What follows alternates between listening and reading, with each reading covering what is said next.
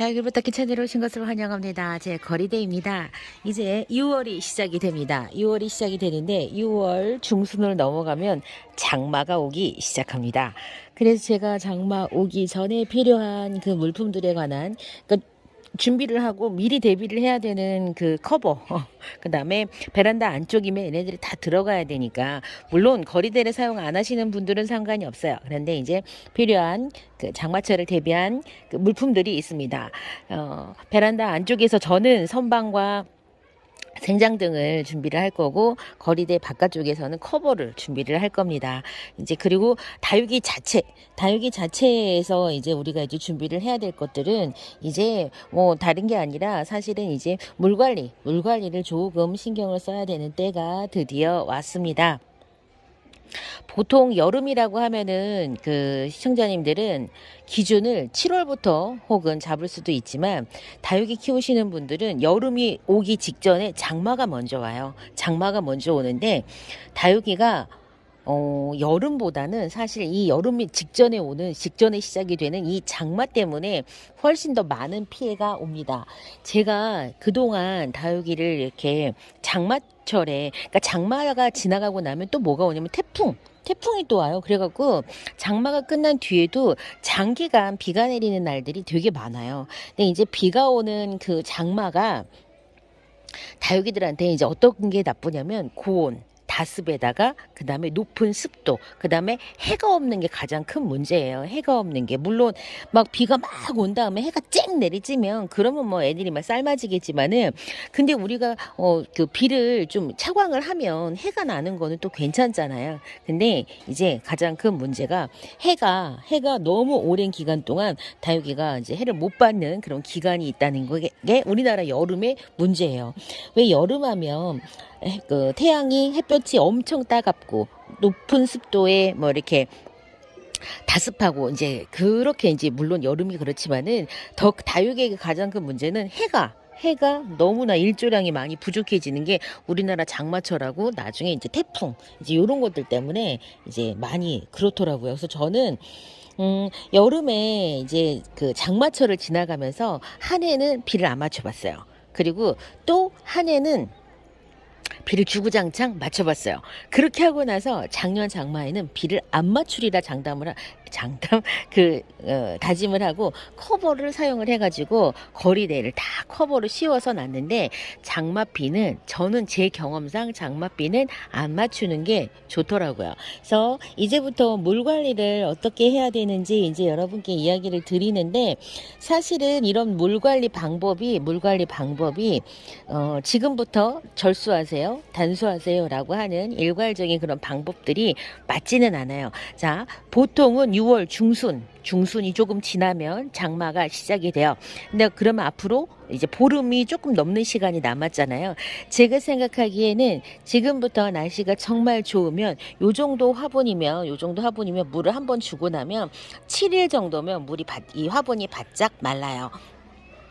그러면 우리가 다육들에게 여름 장마철에 관수를, 이제 우리가 6월 달에 장마가 오기 전에 어떻게 해야 되나, 한 번 정도는 관수를 해야 되겠죠. 한 번. 왜냐면 보름 사이 이 화분을 바짝 말릴 수 있다면 2번의 관수를 해주셔도 괜찮아요. 그런데 이제 물을 먹고 이제 6월 그 중순 넘어가면서 비가 많이 오고 다습하고 해가 부족한 그 기간 동안에 다육들이 어떻게 해요? 좀 버티면서 지나가야지. 그 사이에 관수를 많이 해주면 얘네들이 해가 부족하기 때문에 성장을 해요. 성장을 하면 어떻게 해요? 웃자라는 시기가 이제 딱 그 시기가 되는 거예요. 그래서 여러분 지금 물을 많이 주잖아요. 그러니까 6월 중순 넘어서 물을 많이 주잖아요. 해가 부족해갖고 다육들이 웃자라게 돼요. 웃자라게 되면은 잠깐은 괜찮은 것 같아요. 푸릇푸릇하고 건강한 것 같은데, 이게 나중에 웃자라면 뭐에 취약하냐면 무름병에 취약해요. 무름병균이 잎을 뚫고 들어가는 연화 효소, 연화작용을 해서 뚫고 들어가거든요. 그렇기 때문에 이 입장이 단단해야지 못 들어가는데, 연약하면 뚫고 들어가는 거예요. 그래서 장마 직후에 웃자란 다육들한테 많이 무름병이 엄청 많이 생겨요. 그래서 제가 2020년 여름 장마통에 장맛비를 피해갖고 제가 한번 거실로 들어간 적이 있었거든요. 선풍기 다 틀어줬어요. 에어컨 틀어서 습기 제거해주고 선풍기를 계속 틀어서 관리를 해줬는데 해가 없잖아요. 해가 없으니까 얘네들이 그 화분 안에 머금고 있었던 물로 계속 성장을 하는 거예요. 그러더니 막 웃자라기 시작하더라고요. 그리고 나서 거기에서 진짜로 많이 무너졌어요. 제가 그래서 그걸 한번 경험을 하고 나서 다시는 여름에 절대로 하지 말아야 될 행동 중에 하나가 뭐냐면 요 다육이를 거실로 가져가는 실수를 내가 다시는 하지 말아야 되겠다라고 생각을 해가지고 그 뒤로는 그 다음에는 비료 안 맞추고 거실로 가져가지 않게 그냥 여름을 나는 거를 제가 결심을 한 거예요. 그래서 지금 다육이 키우시는 분들 혹시 올해 첫 여름 맞는 분들 여름에 장마통에 절대로 그 거실 안으로 가져가실 생각을 하시면 안 돼요. 제가 한번 거실로 들어가갖고 이게 한번 들어가니까 양이 많으니까 근 2, 3주 동안 안에 있었거든요. 이 장마가 지나갈 때까지 있어야 되니까 그 사이에 정말 많이 망가졌어요. 그러니까 죽기도 하고 예쁘게 만들어 놓은 모양도 다 망가지고 그랬답니다. 그래서 원칙은 절대 거실은 안 가져가. 그 다음에 베란다 안쪽에 생장등 밑에 두더라도 베란다 방에는 안 가져가겠다라고 제가 결심을 했어요. 그러니까는 생장등이라고 하는 그런 이 등 그 불로도 그 빛으로도 어느 정도는 약간 도움을 받았던 거예요. 그래서 여러분들 자 여름은 제가 많은 키우기법이 다들 있어요. 다들 있는데 제가 이제 여름을 몇 번 나봤어요. 비도 다 맞춰보고 그 다음에 피해서 도망도 가보고 진짜로 베란다에서도 안 돼갖고 거실로 갖고 가도 해보고 다 해봤는데 제일 나쁜 건 거실로 가져가는 거. 거실로 가져가는 게 제일 나쁘고 그 다음에 두 번째는 장맛비를 다 맞추는 거예요. 다 맞추는 게 나쁘다는 얘기예요. 저는 그랬어요. 그래서 여기에다 두더라도 비가 오면 적어도 커버는 씌워갖고 비는 맞추지 말아야 되겠다 그 생각을 했어요. 가장 나쁜 이유가 뭐냐면 비는 많이 맞았는데 해가 부족해서 다육들이 웃자라는 거예요. 웃자라다 보면은 그 병충해 특히 병에 취약해지는데 무름병에 약해져요. 무름병 세균이 연화 효소를 내가지고 다육들을 이렇게 구멍을 내서 들어간다고 한다면 이 웃자란 다육들은 그게 너무 표피가 이 조직이 너무 헐겁기 때문에 쉽게 뚫리는 거예요. 그래서 무름병에 훨씬 더 취약해져요. 그러니까 이제 자 그러면 나는 앞으로 여름에 이 다육이 관리를 어떻게 단단하게 해야 되지라고 하시면 칼슘제 도포를 좀 정기적으로 좀 해가지고 좀 요거 해가 있을 때 좀 단단하게 해주실 필요가 있어요. 그래서 이제 칼슘제를 좀 도포를 하셔야 되고 그 다음에 이제 살균제도 한 번씩 그걸 해주시고 물 관리는 앞으로 흠뻑 그 물을 줘서 다육들이 탁 먹고 그 다음부터는 이제 버티기를 해야 되거든요. 6월 7월 적어도 8월까지는 버티기를 해야 됩니다. 버티기를 하는데 자 화분의 밀도라든가 화분의 사이즈에 따라서 다육들이 물을 원하는 포인트 시기는 다 다릅니다. 이 화분은 다육이가 엄청 크고 화분은 납작분이어가지고 얘는 진짜로 물을 잘 챙겨줘야 돼요. 근데 내가 여름이라고 해서 얘를 물을 안 줘. 그럼 되겠습니까? 저는 물을 얘는 먹일 거예요. 물을 좋아하는 다육들이 있어요. 얘도 먹이고요. 그 다음에 하월시아도 먹일 거예요. 그리고 또 그 다음에 전 녹용도 먹이고요. 루비도 먹일 거예요. 이렇게 물을 먹여서 키워야 되는 다육들이 있고 여름에 절수를 하면서 가야 되는 다육들이 있는데 기본적으로 여러분들 여름에 절수하면서 갈 다육이들은 일단 동용다육이라고 한다면 두들레아, 그 다음에 에오니움, 그 다음에 이렇게 백분이 있는 에케베리아 다육들을 그렇게 하시고요. 목대가 있는 다육들 있잖아요. 요런 애들, 목대에 있게 막 크는 애들, 요런 애들. 그 다음에 러블리 로즈도 마찬가지예요. 여름에는 조금 말려주셔야 돼요. 왜냐고요? 잘 웃자라는 다육들이에요. 걔네들은 물도 좋아하고 성장하기도 좋아하지만 잘 웃자라는 성향이 있기 때문에 특히 요런 애들 이렇게 목대에 있는 그랍토베리아, 그랍토페탈룸 속에 있는 아가들도 살짝 물을 말리면서 나 진짜 못 버티겠는데 라고 할 때 그때 조금씩 관수를 하면서 여름을 지나가셔야 합니다.